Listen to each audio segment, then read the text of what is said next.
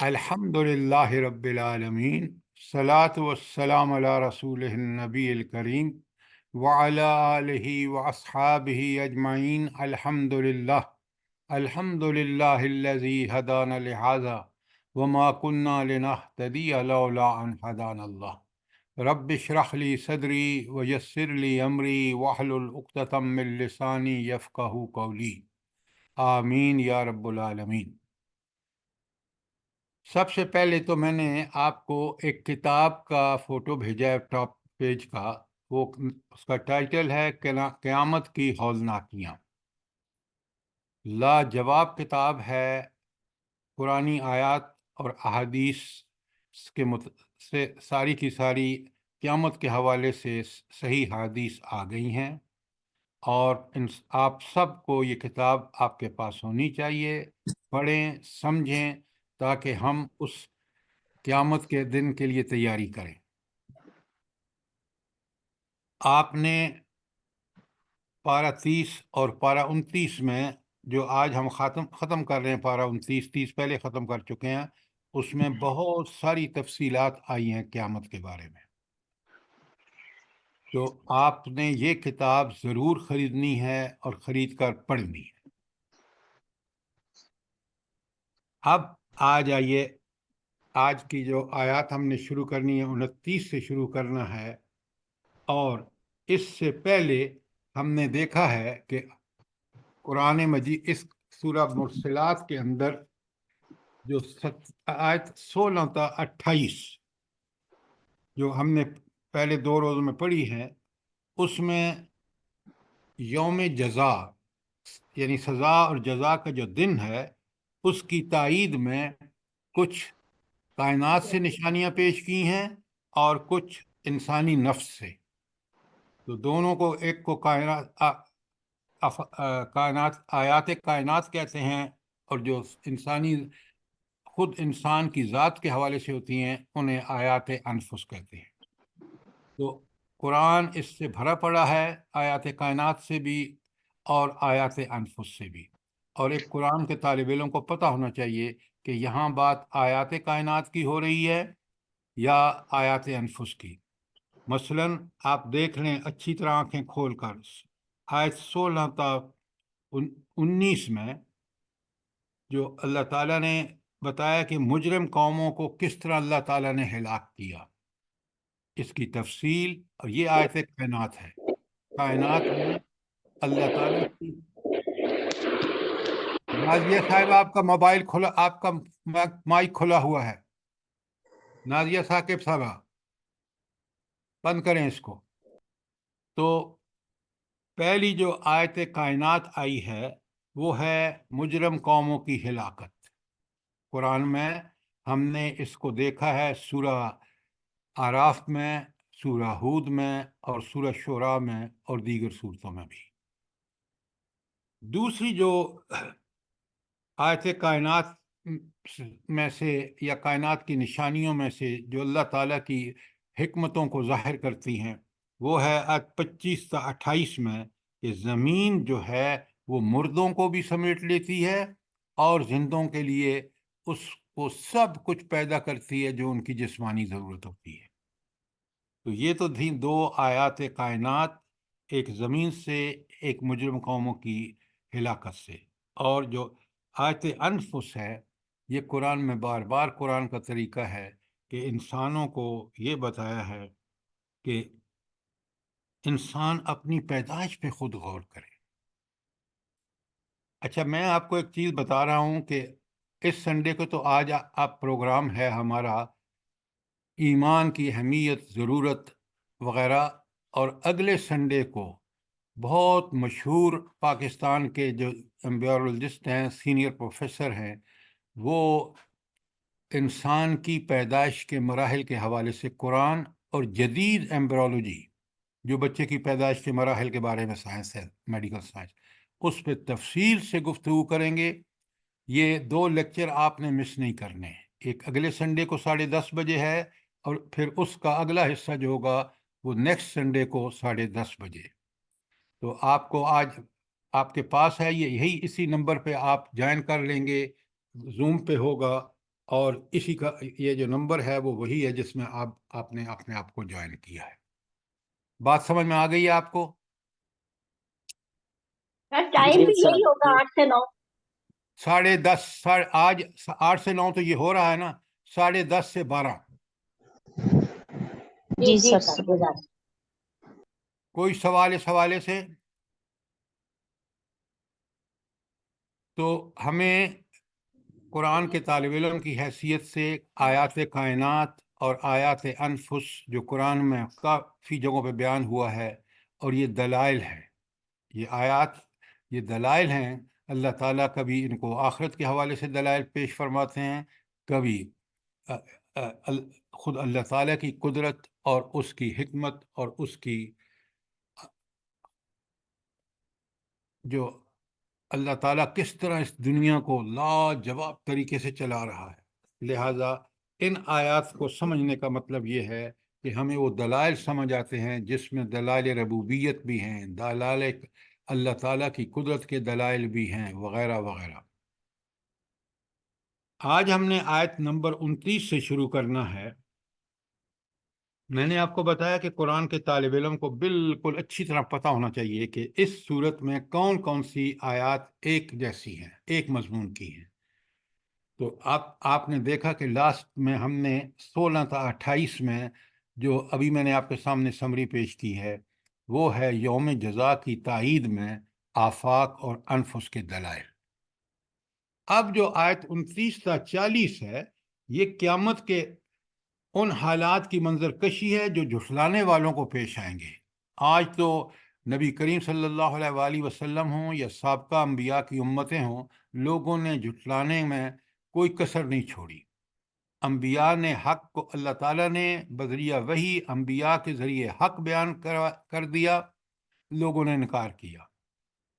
اور اب ان منکرین کا آخرت میں کیا حشر ہوگا، تاکہ ان کے سامنے بالکل اللہ تعالیٰ نے حجت تمام کر دی، سامنے رکھ دیا. یہ ہے تمہاری صورتحال، اگر انکار کرو گے یہ ہے تم نے جو وہاں تمہارے اوپر مصائب اور جہنم جیسی چیزیں جو تمہارے اوپر مسلط ہوں گی. اب ذرا غور سے سنیے کہ ان جھٹلانے والوں کا حشر کیا ہوگا. انطلقوا الی ما کنتم بہ تکذبون، چلو اب اس چیز کی طرف جسے تم جھٹلایا کرتے تھے. کس کو جھٹلاتے تھے؟ آخرت کو. اچھا ایک بات بتائیں، یہ سارے جو کافر تھے، چاہے وہ نبی کریم صلی اللہ علیہ وسلم کے زمانے میں مشرکین مکہ ہوں، یا حضرت نوح کی قوم ہو، حضرت ہود اور سمود، یا قوم صالح ہو، قوم فرعون ہو، یہ کیوں جھٹلاتے تھے؟ وجہ کیا تھی؟ ایک جملے میں کیوں جھٹلاتے تھے انبیاء کو، جبکہ وہ اتنی برحق بات کہتے تھے کہ جو عقل میں آنے والی تھی، سمجھ میں آنے والی تھی؟ تکبر کی وجہ سے. دیکھیے وہ یہ اللہ پہ یقین نہیں رکھتے تھے. یہ سب باتیں بعد کی ہیں. اصل مسئلہ کیا تھا؟ اصل مسئلہ تھا کہ وہ اپنی غلط کاریوں کو جاری رکھنا چاہتے تھے. وہ لوٹ مار اپنے ملک میں نہیں دیکھ رہے آپ کہ لوگوں نے ملک کو دو پہ لگا دی ہے اپنی لوٹ گھسوٹ کی وجہ سے. تو اصل میں وہ اپنی ساری جو گندی حرکتیں تھیں ان کو، اگر وہ قرآن اس کا نبی کی بات کو مان لیتے، اس کے مطابق اصلاح کرتے، تو ان کو وہ سب برائیاں چھوڑنی پڑتی. یہ ہے اصل بات. بات کو بالکل ٹو دی پوائنٹ سمجھیں. لہٰذا اب ان سے وہاں کہا جا رہا ہے قیامت برپا ہوگی. انطلقوا الی ما کنتم بہ تکذبون، چلو ذرا جس کو تم دنیا میں جھٹلاتے رہے نا، اب رب العالمین کے کمال دیکھیں. قیامت برپا ہو گئی، جہنم دھاڑ رہی ہے. اب ان سے کہا چلو ذرا جس کو تم جھٹلاتے تھے، انطلقوا، چلو ذرا کس طرف؟ الی ظل ذی ثلاث شعب، چلو اس سائے کی طرف جو 3 شاخوں والا ہے. جہنم کی ہولناکی ذرا دیکھیں. کوئی بھی دھواں جب اٹھتا ہے نا تو اوپر جا کے دھواں کیا ہو جاتا ہے؟ حصوں میں بٹ جاتا ہے. بالکل جہنم کا دھواں نکل رہا ہے اور اوپر جا کے 3 شاخوں میں بٹ گیا ہے. لا ذلیل ولا یغنی من اللہب، نہ ٹھنڈک پہنچانے والا اور نہ آگ کی لپٹ سے بچانے والا. دھواں بھی کیسا ہے؟ خود دھواں اپنا ایک عذاب رکھتا ہے، اور نہ تو وہ ایسا ہوگا کہ سائے کی طرح بچا لے آپ کو اور آپ ہر قسم کی گرمی اور سردی سے بچ جائیں، بالکل نہیں. اور وہ آگ کی لپٹ سے بھی نہیں بچانے والا ہوگا، تو خود دھواں بھی ایک عذاب ہوگا. یہ تھی آیت 31. آیت 32 میں فرمایا انہا ترمی بشرر کالقصر، وہ آگ محل جیسی بڑی بڑی چنگاریاں پھینکے گی جو اچھلتی ہوئی محسوس ہوں گی. آگ بھی دیکھیں کس لیول کی ہے، کتنی ہولناک اور خوفناک ہے.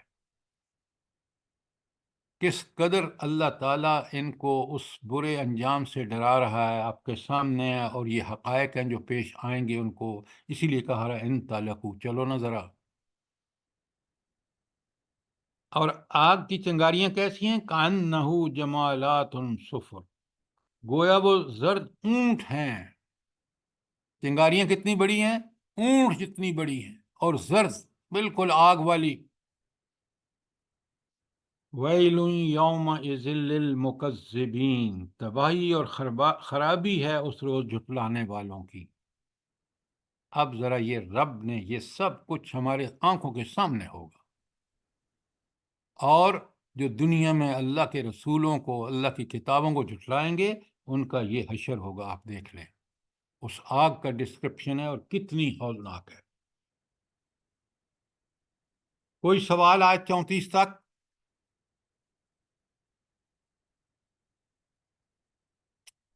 اب آیت 35 میں دیکھیں ھذا یوم لا ینطقون، یہ وہ دن ہے جس میں وہ نہ کچھ بول سکیں گے. حالانکہ دوسری جگہ قرآن کہتا ہے کہ ان کے ہاتھ پاؤں بھی بولیں گے.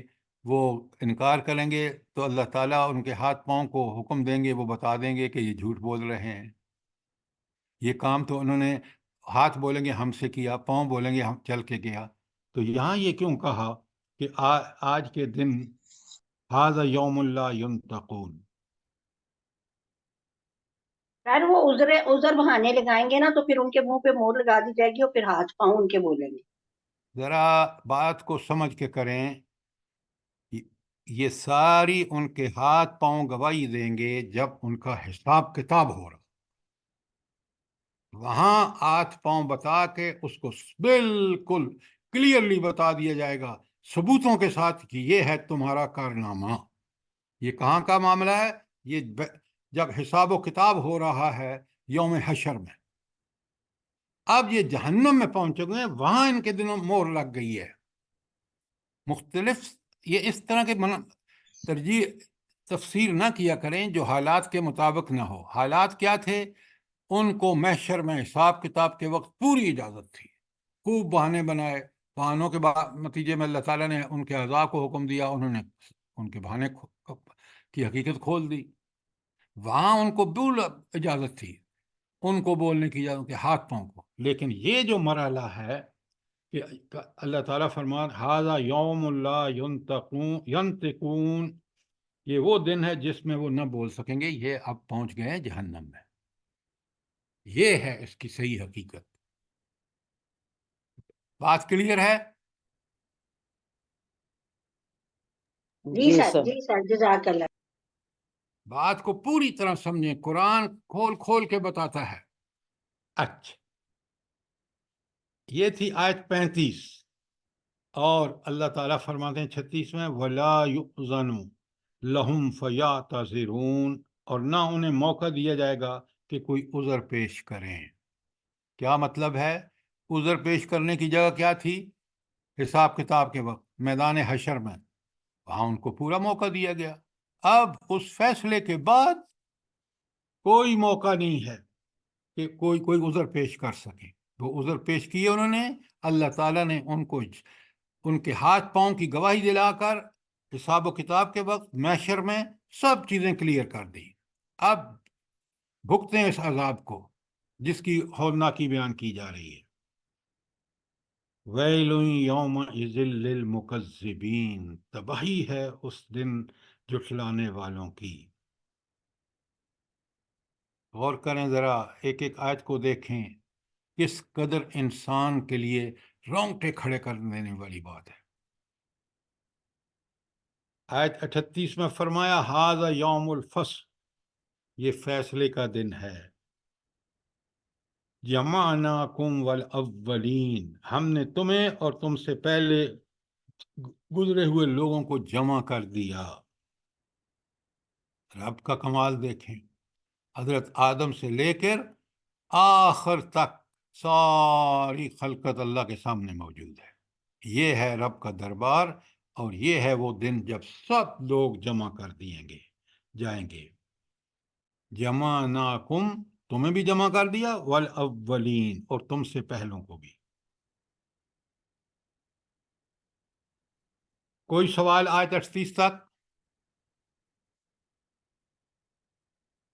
اب اللہ تعالیٰ فرماتے ہیں، اعلان کر رہے ہیں فَإِن كَانَ لَكُمْ كَيْدٌ فَكِيدُونِ، اب اگر تم کوئی چال چل سکتے ہو تو میرے مقابلے میں چال چل کر دیکھو. سبحان اللہ، ذرا غور فرمائیں. دنیا میں تو اللہ تعالیٰ نے آزادی دی تھی انسانوں کو، وہ چالیں چل رہے تھے، ایسی ایسی چالیں کہ خود قرآن کہتا ہے دوسری جگہ کہ وہ اتنی زبردست چالیں تھیں کہ وہ گویا زمین کو ہلا دیں. انبیاء کے خلاف کیا کیا چالیں انہوں نے نہیں چلی، قرآن کو کس کس طرح جھوٹے طریقوں سے جھٹلایا نہیں. آج قیامت کے دن ان کو کوئی آزادی نہیں ہے، اور وہاں رب ان سے کہہ رہے ہیں اب جو تم دنیا میں چالے چلتے تھے نا، چلو نا ذرا یہاں. کیوں؟ اللہ تعالیٰ نے وہ آزادی سلب کر لی ہے، وہ چھین لی ہے. آج ہر چیز، ہر انسان اچھا یا برا اپنے کیے کا بھگتان بھگت رہا ہے، اور اچھا جنت کی نعمتوں سے لطف اندوز ہو. اس لیے رب کہہ رہا ہے کہ فَإِن كَانَ لَكُمْ كَيْدٌ، اگر تم کوئی چال چل سکتے ہو نا، فَكَيْدٌ، تو چل لو. آج تو مہلت ہی ختم ہو گئی ہے، اب کوئی چال چل ہی نہیں سکتا. یہ دنیا تھی جہاں اس نے یہ چالیں چل چل کے اپنا ستیہ ناش کیا. آیت 29 کلیئر ہے؟ کوئی سوال؟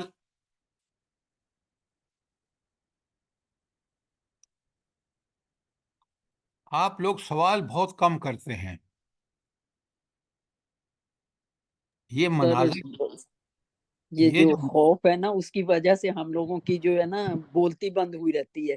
نہیں، آپ سمجھنے کے لیے سوال ضرور کریں، بات کو سمجھیں پوری طرح کہ کہاں کا موقع. دیکھیں نا، یہ بالکل اس کے بعد کی بات ہے. کس کے بعد کی؟ حساب و کتاب کے وقت ان کو پوری اجازت تھی، اور ان کی ہر جھوٹ کا جواب ان کے اپنے ہاتھ پاؤں کی گواہی نے دیا. اب یہاں اللہ تعالیٰ جب پہنچ چکے ہیں تو بالکل بے بس ہے. دنیا میں وہ ساری چکر کرتے رہے، چالیں چلتے رہے، انبیاء کے خلاف، قرآن کے خلاف، کتابوں کے خلاف، دینداروں کے خلاف.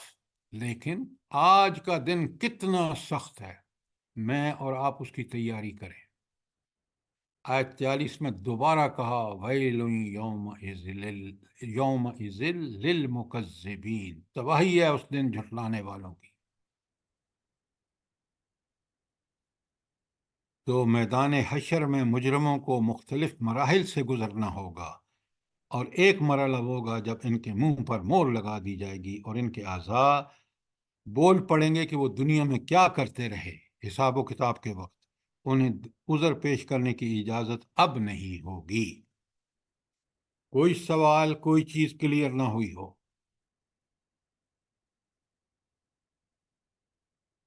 سر کتنا مشکل مرحلہ ہوگا یہ او اس ہو، وقت، کیا بات ہے! اتنا مشکل کہ انسان سوچ بھی نہیں سکتا.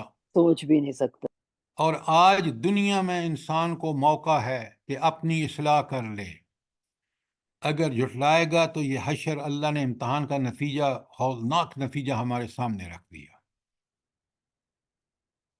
اور اب آگے سنیں، آیت بڑے غور سے دیکھیں، قرآن نے کمال کر دیا ہے. آیت 29 تا 40 میں تو جو مکذبین تھے، جو انبیاء اور اللہ کے احکامات کو جھٹلاتے رہے، وحی کا انکار کرتے رہے، ان کا اشر بیان ہوا ہے۔ اب متقین، متقین کون ہے؟ لفظ متقی کو سمجھیے، اللہ تعالی ہمیں متقی بنائے۔ متقین وہ لوگ ہیں جنہوں نے ایمان لا کر اللہ کے محبت میں اور اللہ کے محبت میں نیکیاں کی، خوف میں اللہ کی نافرمانیوں سے بچے، گویا انہوں نے شریعت قرآن و سنت پر عمل کیا، یہ ہے متقین۔ اب 41 میں فرماتے ہیں ان للمتقین ظلالا وعیون، متقین لوگوں کے لیے آج سائے اور چشمے ہیں۔ سبحان اللہ۔ پیچھے بتایا تھا نا کہ وہ دھواں جو جہنمیوں کے لیے ہے، نہ اس میں کوئی ٹھنڈک سے بچاؤ ہوگا اور نہ گرمی سے، اور یہاں بتایا کہ یہ سائے کیسے ہوں گے، جو جنت کے سائے ہوں گے، یہ کس کو میسر ہوں گے؟ متقین لوگوں سے۔ اے اللہ ہمیں متقین بنا دے۔ ان المتقین فی ظلال وعیون، یہ متقین لوگ آج سایوں اور چشم میں ہوں گے۔ وفاکہا مما یشتہون، اور جو پھل چاہیں گے ان کے لیے حاضر ہوں گے۔ اللہ اکبر، اللہ اکبر۔ آج اس مہنگائی میں آپ پھل خرید سکتے ہیں؟ بتائیں مجھے۔ جنت میں فراوانی ہوگی، ہر پھل جس کو آپ چاہیں گے وہ حاضر کر دیا جائے گا۔ اس جنت کو حاصل کرنا ایک صاحب ایمان کا پر واجب ہے کہ وہ ایسے اعمال کرے کہ تاکہ اللہ تعالیٰ ان ساری نعمتوں کا اس کو مستحق بنا دے۔ سائے کیسے ہوں گے بتا دیا آیت 41 میں، اور پھر آیت 42 میں بتا دیا کہ وہ جو پھل چاہیں، وہ ہاں جو میوے وہ چاہیں گے ان کو ملے گا۔ آیت 41 اور 42 میں کوئی سوال؟ آیت 43 میں فرمایا کلو واشربو ہنیئا بما کنتم تعملون، کھاؤ اور پیو، مزے اڑاؤ ان اعمال کے صلے میں جو تم کرتے رہے ہو۔ اللہ تعالیٰ کی کون سی صفت ہے جس میں یہ اللہ تعالیٰ ان بندوں کو اتنا خوشی سے فرما رہے ہیں کہ تمہیں یہ سب کچھ اس لیے دیا جا رہا ہے کہ تم نے نیک عمل کی ہے؟ اللہ کی کون سی صفت ہے؟ اللہ بڑا قدردان ہے، شکور۔ ذرا صفات کو لے کے آیا کریں تاکہ ہمیں بات کھلے۔ وہ کتنا شکور ہے کہ ان بندوں کو یہ نعمتیں عطا فرما کر کہہ رہا ہے کہ یہ تمہارے اعمال کا نتیجہ ہے۔ اور متقین کیا کہیں گے اس وقت اللہ تعالیٰ سے؟ جلدی بتائیں۔ سر کہیں گے الحمدللہ الذی ہدانا لہذا وما کننا لنہتدی لولا کیا ہدانا۔ ڈاکٹر صاحبہ آپ کو کتنا آپ نے محنتیں کی ہیں میڈیکل میں، یہاں آپ کیوں نہیں ٹھیک جواب دیتے؟ متقی کہیں گے رب العالمین یہ ساری نعمتیں تیرا احسان ہے، یہ تیرا کرم ہے۔ وہ اپنے اعمال پر کوئی فخر نہیں کریں گے، ان کو وہ سب سے بڑی اللہ کی رحمتیں ہیں۔ ربی انی علی ذکرک شکرک حسن عبادتک۔ یہ دعائیں مانگا کریں، جزاک اللہ۔ تو مومن متقی کہے گا کہ اللہ یہ تیری نعمتیں ہیں، یہ تیرے احسان ہیں، اور اللہ فرمائے گا نہیں، یہ تو تمہارا بدلہ ہے تمہارے اعمال کا۔ ذرا سوچیں دونوں طرف سے کس قدر رب کریم کی کریمی کی انتہا دیکھیں، اور بندے کا اعتراف دیکھیں کہ وہ کہتا ہے عمل بھی تو میں نے تیرے فضل سے کیا تھا، تیری رحمتیں اور تیری مدد سے یہ ممکن ہوا، لہذا یہ سب تیرے فضل کا نتیجہ ہے۔ یہ باتیں سمجھیں تاکہ ہم اللہ تعالیٰ کو اس دن یہ کہہ سکیں۔ کوئی سوال آیت 43 تک؟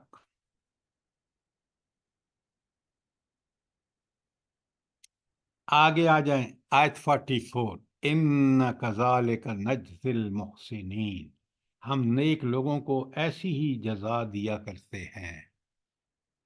اس کے مقابلے میں کافروں کے لیے کون سی پیچھے آیت آئی ہے؟ جلدی بتائیں۔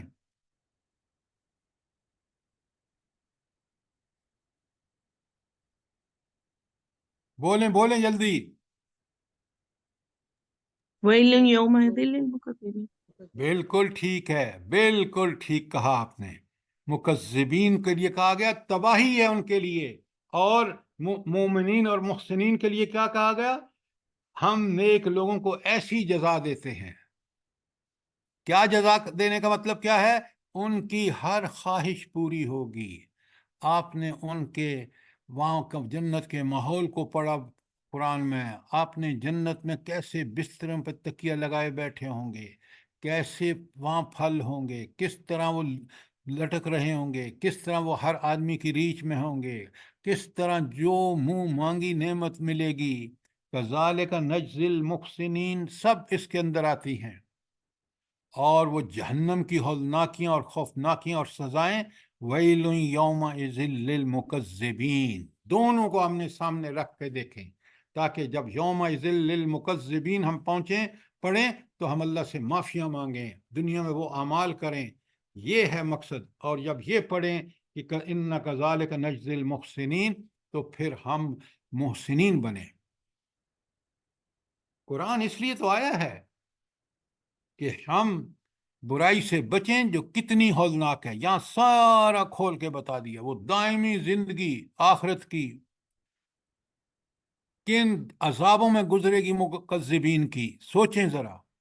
اور محسنین جنہوں نے احسان کے درجے میں عمل کیا ہوگا، اللہ تعالیٰ ان کو کن انعامات سے نوازیں گے، سوچیں دیکھیں۔ سر جی یہاں پر ہم یہ جب یہ آیت آئے تو یہ کہہ سکتے ہیں، دعا کر سکتے ہیں اللہم اجعلنا من المحسنین؟ کیوں نہیں کر سکتے؟ صحابیات یہی تو کرتے تھے۔ جب جہنم کی باتیں آئیں تو آپ پڑھیں اللہ ربنا لا تجعلنا منہم، اور جب یہ آئے تو ہم دعائیں مانگیں کہ اللہم اجعلنا من المحسنین، ورنہ قرآن پڑھنے کا حق ہی کہاں ادا ہوا؟ بات سمجھ آئی نہیں آپ کے؟ جی جی سر، آگے۔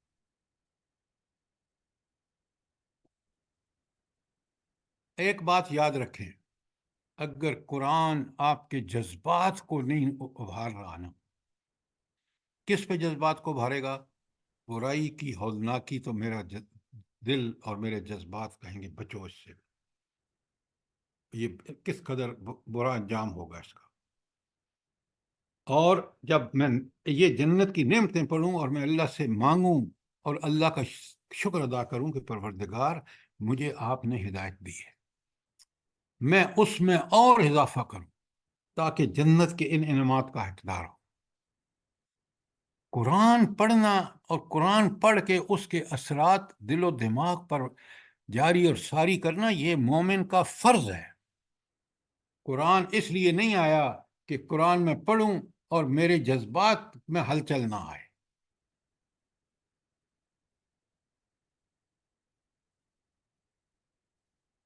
بات سمجھ آئی ہے کہ نہیں آپ کو؟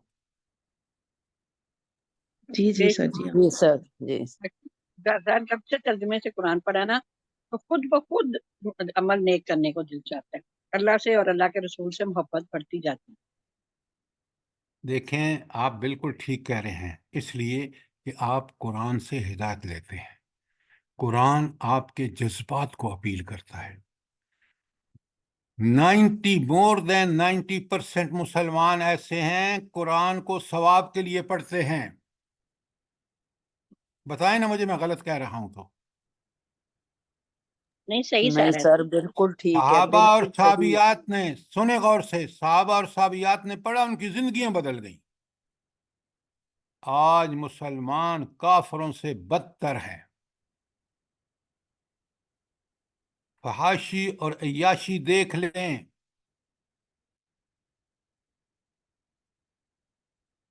میں آپ کو بتاؤں، میں نے شاہ کا ایران کا زمانہ دیکھا ہے۔ تہران میں کمپنی میں تھا، میری پوسٹنگ ہوئی تہران میں نے وہ مناظر دیکھے جو آپ کو یورپ اور امریکہ میں نظر آتے ہیں۔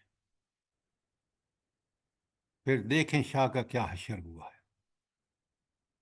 ان مسلمان ممالک کے سربراہوں جو اللہ کے دین کا کی بےکنی کرتے ہیں، ان کا دیکھ لیں حشر۔ آپ اپنے ملک میں مشرف کو دیکھ لیں، میں نام اتفاق سے مجھے لینا پڑ رہا ہے، پوری دنیا میں دوائی نہیں ملتی جس کا اس سے علاج کیا جائے۔ ہم سبق لیتے ہیں اس سے، بتائیں نا مجھے۔ فرعون آج بھی مصر کے عجائب گھر میں پڑا ہوا ہے، اس کی ممی، تاکہ لوگوں کو عبرت ہو۔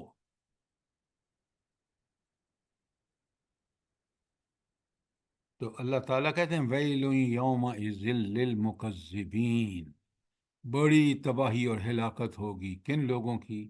جو مکذبین ہیں قیامت کے دن۔ اور ان نیک لوگوں کے لیے اللہ فرماتے ہیں ان کذالک نجزی المحسنین، کہ بدلے کے اللہ تعالیٰ کہتے ہیں سائے ہوں، چھائیں ہوں، میوے ہوں، فروٹ ہوں، دودھ ہو، وہ شہد ہو، کیا کچھ بھی سوچ تصور سے باہر ہے۔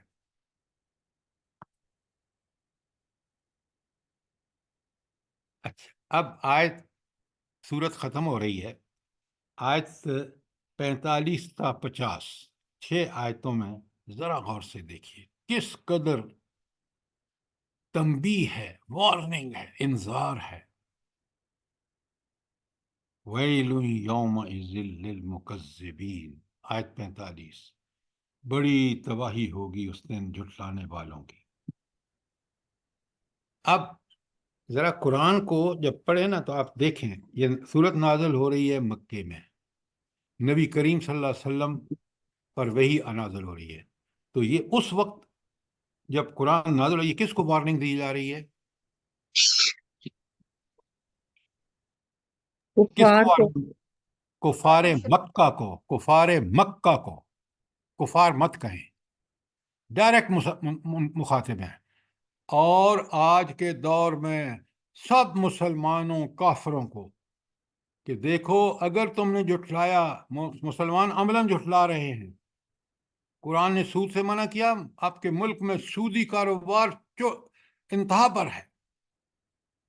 اللہ نے کہا میرے قرآن سے فیصلے کرو، آپ کی عدالتوں میں قرآن کا نام و نشان نہیں ہے۔ سوچیں کہ ہم کتنے بڑے مجرم ہیں۔ تو ان کافروں سے اللہ کہہ رہے کلو وتمتعوا قلیلا انکم مجرمون، کھا لو اور مزے کر لو تھوڑے دن، حقیقت میں تم مجرم ہو۔ کس کے بعد کے مجرم ہیں؟ اس وقت قریش مکہ اور آج ہمارے مسلمان کس چیز کے مجرم ہیں؟ قرآن اور سنت کو بھول چکے ہیں سر۔ قرآن سر و اچھی سنت، فکر کر رہے ہیں۔ قرآن و سنت کو فالو نہیں کر رہے، جو ان پر واجب ہے۔ اطیع اللہ و اطیع الرسول مومن کا وتیرہ ہونا چاہیے، لہذا ایسے لوگوں کو اللہ مجرم کہہ رہا ہے۔ اچھا، یہ بھی بڑی مزے کی بات ہے۔ اللہ اکبر، اللہ اکبر، چند روزہ زندگی ہے، گھوم پھر لو، مزے کر لو، جو کھانا کھا لو، بڑا عارضی ہے سب کچھ۔ اس کے کھانے سے تم بیماری ہوتے ہو جب کثرت سے کھاتے ہو، لیکن وہ جنت کی نعمتیں کتنی صحت بخش، یہ عارضی، وہ ہمیشہ کے لیے۔ رب نے تو بندے کو آزادی دے کے نا دنیا میں کہ جو چاہے کر، بہت بڑی ذمہ داری اس پہ ڈال دی ہے، بہت بڑی ذمہ داری۔ اگر مکذب بنتا ہے تو حالات، آپ پوری صورت آپ پڑھ کے آئے ہیں، بار بار آتا ہے ویل یومئذ للمکذبین۔ اور اگر اس آزادی کو اللہ تعالیٰ کے سامنے سرنڈر کر دیتا ہے اور کہتا ہے میں دنیا میں اپنے خالق، مالک، رازق اور حاکم کے حکم میں چلوں گا، چاہے دنیا ادھر سے ادھر ہو جائے، دنیا میں اس کے لیے سرفرازی اور آخرت میں جنت۔ آیت 47 میں ان سے کہا نا مزے کر لو، چند روز زندگی ہے۔ ویل یومئذ للمکذبین۔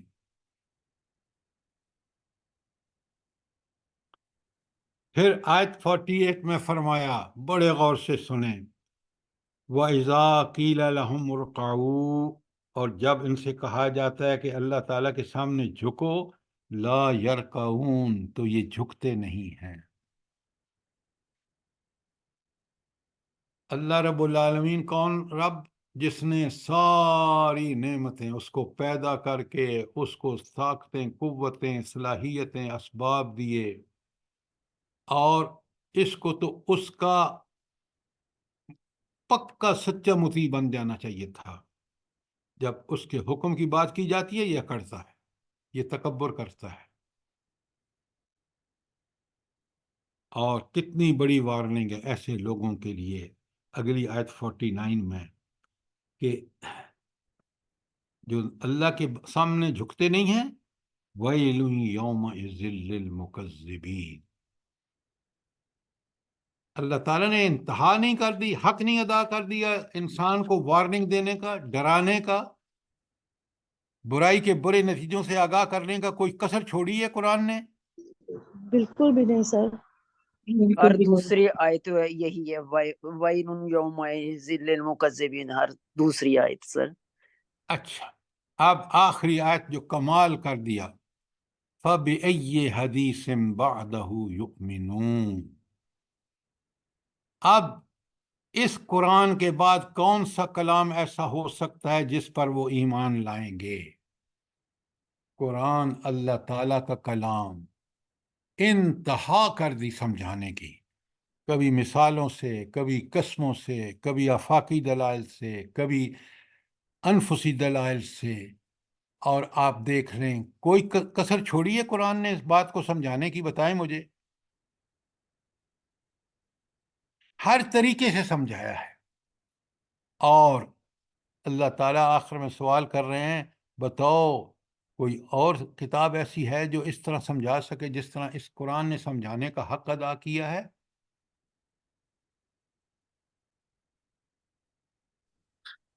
آپ ذرا نوٹ فرمائیں، یہ عرب جن کو پہلا قرآن جہاں نازل ہوا، حضور نبی کریم صلی اللہ علیہ وآلہ وسلم کسی کالج یونیورسٹی میں نہیں گئے، صحابہ اور صحابیات بالکل ان پڑھ، چند لوگ تھے جو لکھنا پڑھنا جانتے تھے، قرآن کو سمجھنے میں انہوں نے انتہا کر دی، اس لیے کہ قرآن کے سمجھانے کے طریقے سارے عین فطرتی ہیں۔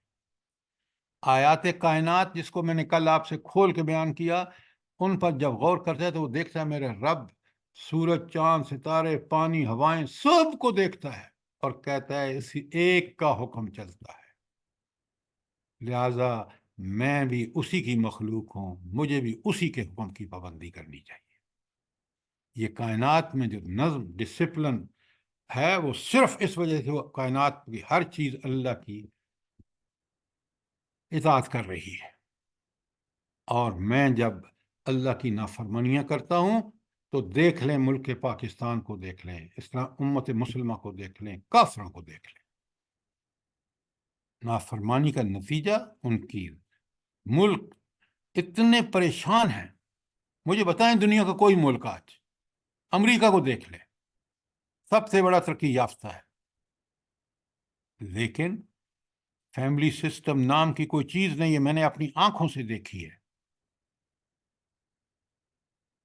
کوئی سوشل لائف نہیں ہے، گانا بجانا، ناچ، برنہاگی وغیرہ جو بھی دیکھتے جائیں، تو کہ قرآن نے چھوٹی سی بات نہیں، فَبِأَيِّ حَدِيثٍ بَعْدَهُ يُؤْمِنُونَ۔ اب اس قرآن کے بعد یہ کلام الہی جس میں سمجھانا طرح طرح سے سمجھایا، اللہ نے سمجھانے کا حق ادا کر دیا، اب کوئی اور چیز ان کو چاہیے جس پر یہ ایمان لائیں گے؟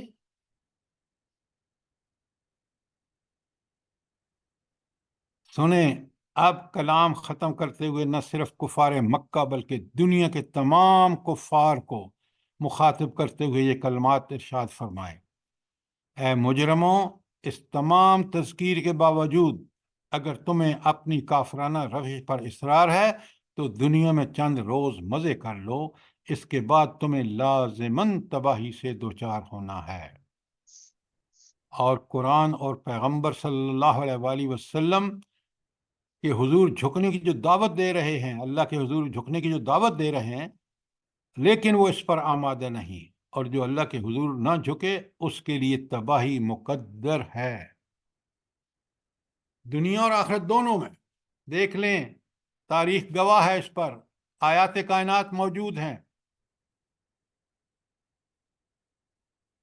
یہ تھا اس سورت کا سورت کی آخری آیت۔ کوئی جی سوال؟ جی ایک آیت پڑھ سکتی ہوں، سورہ ہجر کی آیت نمبر 3۔ ہاں پڑھیں۔ ذرہم یأکلوا ویتمتعوا ویلہہم الامل فسوف یعلمون۔ فسوف یعلمون، ان قریب ان کو لگ پتہ جائے گا۔ کر لیں مزے، جزاک اللہ۔ اچھا، میں آپ کے سامنے سب سے پہلے تو ایک دفعہ پھر شارٹ خلاصہ پیش کرتا ہوں، پھر اس صورت کا ہمارے لیے اس صورت میں کیا پیغام ہے اس کا ذکر کرتا ہوں، اور پھر آپ کو بلکہ میں پہلے آگاہ کر دیتا ہوں، میں نے آپ کو ایک کتاب کا فوٹو بھیجا ہے، قیامت کی ہولناکیاں، عبد الملک الکلیب کی کتاب ہے، آپ کے پاس ہونی چاہیے، بہت عمدہ کتاب ہے، احادیث صحیحہ موجود ہیں قیامت کی ہولناکیوں کے بارے میں، اور قرآن کی آیات بھی موجود ہیں۔ لہٰذا آپ لوگ جو قرآن کو سمجھنا چاہتے ہیں یا قرآن کو سمجھانا چاہتے ہیں، یہ کتاب آپ کے پاس ہونی چاہیے۔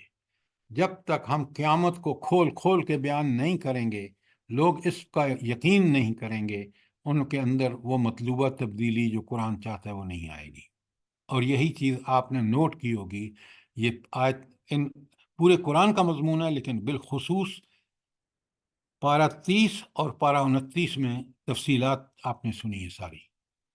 یہ بات کلیئر ہے؟ جی سر۔ اب میں آپ کو سب سے پہلے تو بتاتا ہوں کہ اس صورت کا میں ہمارے لیے کیا پیغام ہے، جو ہم اس صورت کو پڑھ چکے ہیں، سمجھ چکے ہیں۔ ایک تو ان ساری صورتوں میں اور بالخصوص اس صورت میں منظر کشی کی گئی ہے جنت کی بے مثال اور لا زوال نعمتوں کی۔ کس لیے منظر کشی کی گئی ہے؟ کہ آج دنیا میں ہم اگر ایسے عمل کریں گے جو قرآن و سنت کے مطابق ہیں تو انشاءاللہ ہم اس کے حقدار ہو جائیں گے۔ لہذا میری اور آپ کی زندگی قرآن و سنت کے مطابق ہونی چاہیے، کہیں بھی خلاف ورزی نہیں ہونی چاہیے۔ ادخلوا فی السلم کافہ، پورے کے پورے دین میں داخل ہو جاؤ، تمہاری عبادات، تمہارے اخلاق، تمہارے معاملات، تمہارے عقائد، تمہارے نظریات این اس کتاب و سنت کے مطابق ہونے چاہیے۔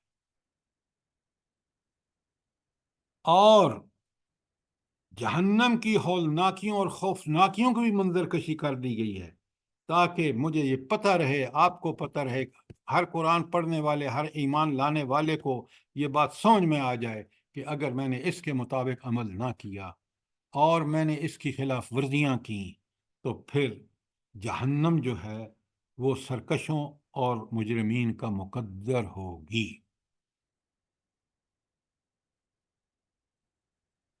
تو ہم ایمان اور تقوی کی روش اختیار کریں۔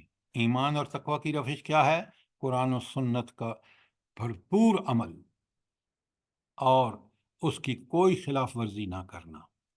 اگر ہم ایمان اور تقوی کی روش پر قائم ہیں گے تو انشاءاللہ جنت کے مستحق بن جائیں گے۔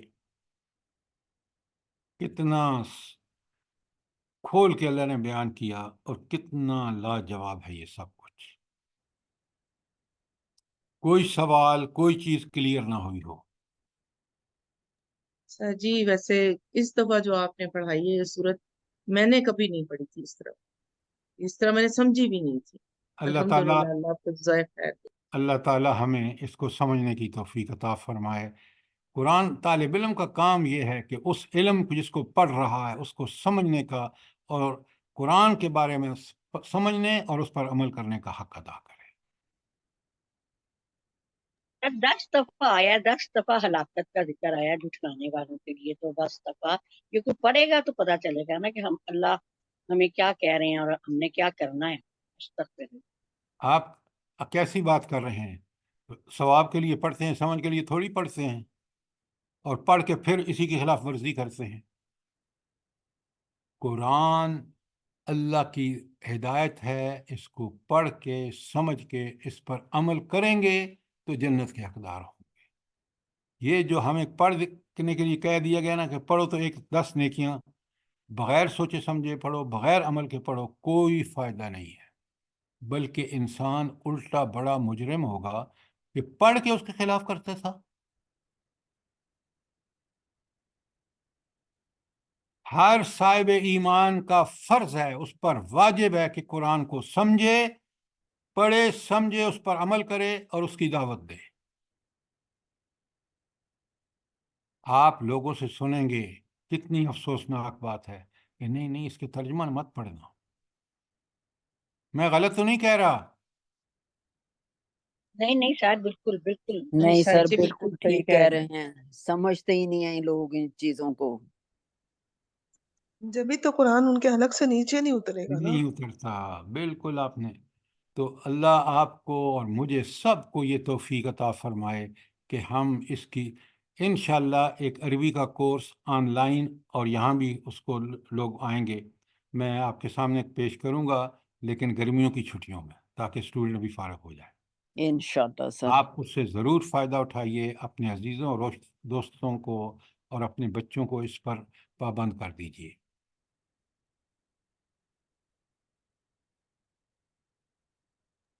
अच्छा, सर हम अब लोगों को और हम लोगों की औलादों को हदायत के रास्ते पे चलाए आमीन परवरदिगार। आमीन।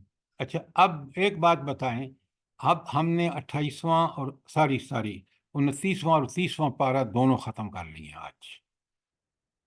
29वें की आखिरी सूरत थी मुरसलात। अब अगला प्रोग्राम क्या होना चाहिए, आप सब लोग बताएं। 28 पारा 28। सर 28 सर जहाँ से छोड़ा था वहां से पढ़ना शुरू करें। सूरत रात से छोड़ा था, सूरत रात के बाद अब पढ़ना शुरू करें। दूसरी राय और कोई? ये 27 28 दोबारा पढ़ा दे अच्छे तरीके से। क्या बात कर रहे हैं आप? 27 और 28? मैंने 27 28 दोबारा पढ़ा दूं? मैंने तो पढ़ाया जी ही सर, नहीं अभी। जी जी सर, वो वैसे ही पढ़ा ही नहीं है, वैसे मेरे मुंह से निकल गया है। 27 28 पढ़ना चाहिए हमें। जी सर, 27 और 28वां पारा जो है ना, क्योंकि अभी एक सीक्वेंस में हम लोग पढ़ रहे हैं ना, 29वां और 30वां भी जैसे पढ़ा है, तो उसमें आखिरत का बयान था, तो उसमें काफी जो है ना चीजें समझ आई हैं। तो इसलिए अगर 27वां और 28वां पहले पढ़ लें, फिर 27वें पे आ जाएं, तो ज्यादा मुनासिब रहेगा। जी और सर, ये लग रहा है कि एक जैसे टॉपिक है ना, तो ये ज्यादा अच्छी तरह क्लियर हो रहा है। चलें, अब आप ये कहते हैं तो अब मैं आपको बता देता हूँ मेरी राय, ताकि फिर आप सब फाइनल कर लें। मेरी राय यही है कि हम 28वां पारा, जिसमें अक्सर सूरतें मदनी हैं और अहकामात भी हैं, और बड़ी लाजवाब सूरत तगाबन मसलन देखें, बड़ी लाजवाब सूरतें हैं एक एक करके भी। तो पहले हम पढ़ते हैं 28वां पारा शुरू से, और उसके बाद 27वां, अगर आप agree करें। इंशाल्लाह सर, ये ठीक है जी बिल्कुल। नहीं, बिल्कुल बिल्कुल ठीक है, अल्हम्दुलिल्लाह। अच्छा, तो इंशाल्लाह कल से हम, अगर टॉपिक जिनको मैंने आपको भेजे हैं पहले, हैंडआउट्स आपके पास मौजूद हैं, उनमें से कोई पढ़ना चाहें, समझना चाहें तो वो कर सकते हैं, वरना कल अगर आपका है तो बता दें, वरना कल से हम पारा 28वां शुरू कर देंगे। नहीं इंशाल्लाह सर जी, वो पढ़ाएं, वो टॉपिक जो आपने भेजे हैं ना, उनमें से पढ़ा दें। कौन सा टॉपिक? सर जी मैं एक मिनट बता रही हूँ। सर जी, ये मोमिन की दुनियावी जिंदगी और उसके इम्तिहानी पर्चे, आपने कहा था ना मैं पढ़ाऊंगी। चलें, कल ये बड़ी अच्छी बात की है आपने। امتحانی مومن کے دنیاوی زندگی کے امتحانی پرچے. ٹھیک ہے؟ سر جی ٹھیک ہے. سر آپ بہت اچھا پڑھاتے ہیں، ماشاءاللہ ماشاءاللہ. اللہ تعالیٰ اسی طرح آپ کی ہمتیں برقرار رکھے. ہم بہت خوش ہیں آپ کے، اس سے بہت کچھ سیکھتے ہیں. سر میں چاہتی تھی کہ کسی دن آپ اسلام میں تصور کے بارے میں تھوڑا سا بتا دیں، سمپل کر کے ذرا. دیکھیں میری عرض سنیں. جی سر. آپ ایسے ٹاپکس جو قرآن میں ہمیں سمجھنے کی ہدایت کے لیے ضروری ہیں، ہم ان پہ یہ جو ٹاپکس آپ فرما رہے ہیں اسلام میں تصوف اسلام میں وہ ہرگز نہیں ہے جس تصوف کی آج آپ بات کر رہے ہیں. اسلام ایک عملی اور واقعی دین ہے.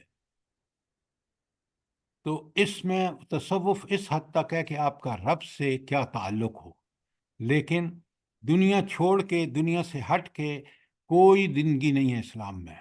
اسلام کا راستہ دنیا کا راستہ ہے، اور دنیا کو اسی طرح برتنا ہے جس طرح نبی کریم صلی اللہ علیہ وآلہ وسلم نے کر کے دیکھا. آپ مجھے بتائیں، ابھی جب آپ نے سوال کیا ہے، نبی کریم صلی اللہ علیہ وآلہ وسلم نے تصوف پہ کوئی الگ بات کی ہے؟ جلدی بتائیں. بالکل بھی نہیں، بالکل نہیں بھی نہیں سر، سر. تو نہیں پھر سر، کوئی بات نہیں. میں ان کا پیروکار ہوں، میں کیسے کروں؟ آج کل کا یہ تصوف جو ہے یہ رہبانیت ہی ہے، جو نبی صلی اللہ علیہ وسلم کی سیرت سے کسی طور بھی ایک ذرا برابر بھی ثابت نہیں ہے. تو ہم ایسے ٹاپک کو کیوں پڑھیں؟ مجھے بتائیں. نہیں، یہ ربانیت نہیں ہے. اس کو اگر ہم ڈیپ سوچیں، لیکن چلیں ٹھیک ہے، یہ فلسفہ ہے، اس کو چھوڑ دیں پھر کبھی سے کسی تو نہیں، اور آپ دن بات میں. کریں، بات کریں. نبی کریم صلی اللہ علیہ وآلہ وسلم نے کہاں کس وقت کہا ہے؟ بتائیں مجھے. سر نہیں کہا، لیکن یہ ہے کہ لیکن پھر کیا؟ تصوف کو لیکن تو کیا؟ چلیں ٹھیک ہے سر، چھوڑیں اس ٹاپک کو، چھوڑ دیں. نہیں، آپ بتائیں نا تاکہ سب لوگوں کو کلیئر ہو. آپ ایسی بات کر رہے ہیں کہ نبی صاحب نے تو نہیں کہا، لیکن کیا مطلب ہے؟ جو بات ضروری تھی آپ نے کھول کے بتائی ہے. سر اللہ تعالیٰ کے نزدیک جانا، اس سے محبت کرنا اور اس کو جاننا، سر تصوف ہی تو ہے. اور کیا آپ ہے؟ مجھے یہ بتائیں، آپ مجھے اس نام سے جس سے آپ نبی کریم صلی اللہ علیہ وسلم نے کوئی کمی چھوڑی ہے؟ قرآن نے کمی چھوڑی ہے؟ آپ ایک سر الگ کوئی نکال کے، ایک الگ شاخ نکال کے اور دین میں ایک نئی چیز داخل کرنا چاہتے ہیں، ایک نئے نام سے داخل کرنا چاہتے ہیں. سر یہی تو آپ جو بتا رہے ہیں، یہی تو میں پوچھ رہی ہوں کہ مطلب یہ کیا تصور ہے، نہیں ہے، کیا ہے، یہی تو سر پوچھ رہی ہوں سر. میڈم یہ میں آپ سے سورت گزارش، مرسلات سے ایک منٹ سبق نہیں سیکھا ہے؟ میڈم، میں نے آپ کو صاف صاف بتا رہا ہوں. جس چیز کا نبی کریم صلی اللہ علیہ وآلہ وسلم نے اس کو بطور اصطلاح نہیں استعمال کیا، وہ اصطلاح دین کی اصطلاح نہیں ہے. جو قرآن نے نہیں استعمال کیا، حدیث نے نہیں استعمال کیا، اس کو استعمال کرنا قرآن میں ایک نئی چیز ایڈ کرنا ہے. آپ مجھ سے ایگری کرتے ہیں؟ بالکل بالکل صحیح بات، صحیح بات. جی سر. جی سر بالکل ٹھیک ہے. سمجھ گئی سر، یہی سمجھنا چاہتی تھی، اور کچھ نہیں، یہی سمجھنا چاہتی تھی. اچھا، اللہ تعالیٰ آپ کو میری جزائے خیر دے. بس یہ سمجھنے کا ہمیں بڑا. میری جی سر میری جو یہ بہن ہے، یہ ہم روزانہ جو قرآن سنتے ہیں یہ اتنا تفصیل سے، تو ہمیں خود ہی سمجھ آ جانا چاہیے کہ قرآن کے ساتھ اور ہمارے دین کے ساتھ تصوف کا کوئی تعلق نہیں ہے. چلیں، اب یہ انہوں نے جو بات تصوف سنیں، انہوں نے کرتے بات ہیں. سمجھ لی، مان لی، اب اس کو چھوڑیں. کل آپ اپنے ہمارا ہینڈ بھی آؤٹ. کلیئر ہو گیا الحمدللہ. یہ سر جی میڈیا میں بہت ایک بات کی بات ہے. جو ابھی آپ نے آخری آیت پڑھی ہے، فَبِأَيِّ حَدِيثٍ بَعْدَهُ يُؤْمِنُونَ، یہ کافی ہے ہمارے لیے سمجھنے کے لیے. بالکل، بہت اچھا. اچھا، کل ہم نے وہ ہینڈ آؤٹ آپ سب پرنٹ کرا لیں، کیونکہ وہ بہت ضروری ہے کہ دنیاوی زندگی کے امتحانی پرچے، تاکہ ہم پورے قرآن میں جو انسان کو آزمائشیں، امتحان آتے ہیں، ان سب کا احاطہ کیا گیا ہے کسی درجے میں. لہٰذا کل ہم اس کو پڑھیں گے، سمجھیں گے، اور آپ لوگ اس کو پرنٹ کرا کے تیار کرا لیں. اللہ تعالیٰ مجھے بیان کرنے کی توفیق عطا فرمائے، اور مجھے اور آپ کو سننے اور اس پر عمل کرنے کی توفیق عطا فرمائے. सर आज का जो खुसूसी दर्स है वो कितने बजे शुरू होगा? ठीक 10:30 बजे मैडम शुरू हो जाएगा इंशाल्लाह। जज़ाकल्लाह। सर खवातीन भी अल्फोज में आ सकती हैं इसको सुनने के लिए? बिल्कुल आ सकती हैं, ठीक अलग है बंदोबस्त है, पर्दे का बंदोबस्त है। ठीक है, जज़ाकल्लाह। व इय्याकुम। सर उसका ब्रोशर वगैरह कुछ है?